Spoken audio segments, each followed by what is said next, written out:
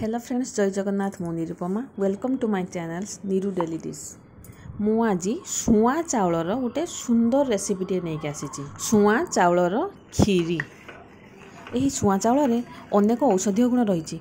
Diabetes to आरंभ करी cholesterol जाए सबुथिर यह मुक्ति दे था। एथिरे एंटीऑक्सीडेंट मात्रा भरपूर थिबा सहित एथिरे iron, calcium, phosphorus, low calorie और हाई फाइबर एवं डाइजेशन भी मध्य बहुत हेल्पफुल होता है। चलतु एवं खीरी बनैबा आरंभ करवा। मु प्रथमे सुआ चाउल को 4 ରୁ 5 घंटा भिजेकी रख देथिली, जोथिपाई आमर खीरी जल्दी होता है।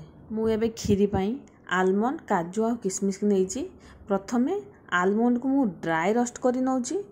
तापरे किशमिश आउ काजू को मु तेल दे भाजी दौची। आपण मैंने घीओ देकी भाजी पारे। जेहेतु मुझे घीओ पसंद करेनि से मु तेल दे भाजी ना आपण घीओ दे भाजबे और खीरीटा बनइबे आहुरी स्वाद लगी था।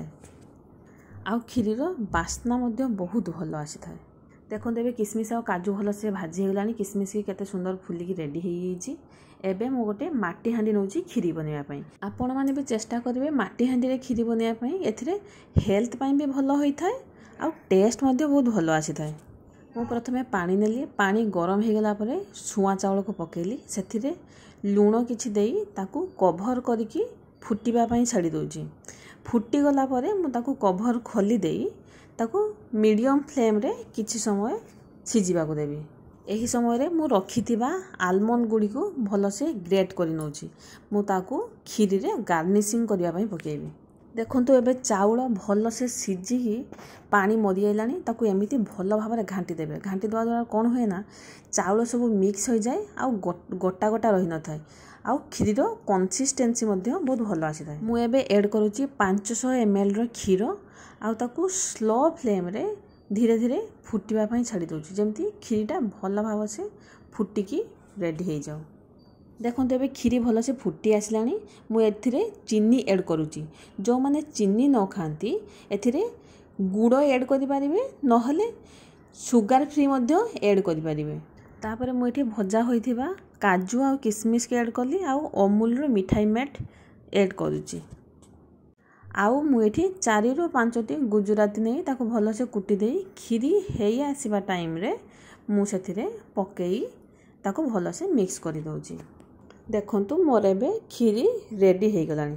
आपण माने मध्य एही सुआ चाउल रे खीरी बने निहाती खांतु। ए सुआ चाउल बहुत हेल्दी होता है। एही चाउल आपण मार्केट रे पाई परिबे, नहले ऑनलाइन रो मध्य पाई परिबे।